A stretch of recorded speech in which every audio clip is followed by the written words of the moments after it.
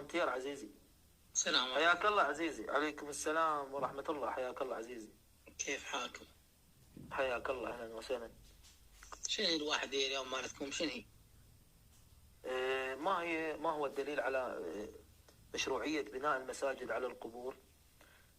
والجزء المستقطع من آية التطهير يشمل زوجات النبي. وما هو الدليل على مشروعية زيارة الأربعين؟ تفضل اختار سؤال وجاوبنا. هذين ثلاث أسئلة شوية صعبات علي.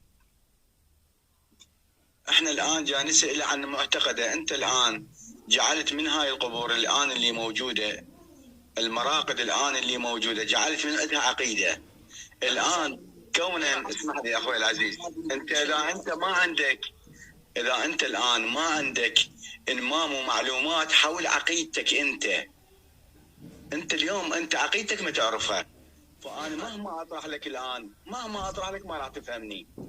فالأولى من عندك تثبت لي عقيدتك على هاي القبور اللي موجودة. أليس القبور الآن من ضمن أصول الدين اللي أنتم متخذيها؟ أصول الدين هو الإمام نعرفه غير. أحسن. اسمعني عزيزي، اسمعني استاذ عزيزي. العفو. أول شيء اسمك ولا زعم عليك؟ أنا اسمي يوزر. اسمك يوزر؟ نعم. طبعا أنا سامع صوتك مو غريب علي. وين سامع؟ سامع. أعتقد أنت معمم، أعتقد. على كل حال احنا نتعامل بالظاهر.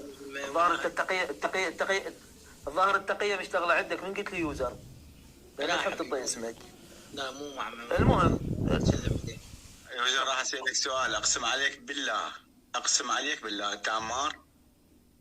بالله العظيم انا مو عمار. تمام.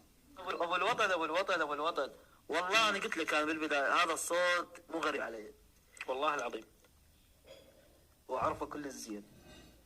بس انت ليش متخذ هذا الاسلوب؟ اسمعني، ليش متخذ هذا الاسلوب الاخفاء؟ ليش يعني ماخذ منهج التقية؟ ما تعرض عن اسمك وتعرفنا باسمك. مو شيخ والله، سبحان الله، والله مو شيخ، حلفت لك. هسه مو مشكلة شيخ ولا مو شيخ، هسه شو قلت شيخ كلش؟ والله ما ادري. هم نفس المستوى، الله وكيلك. لا اله الا الله.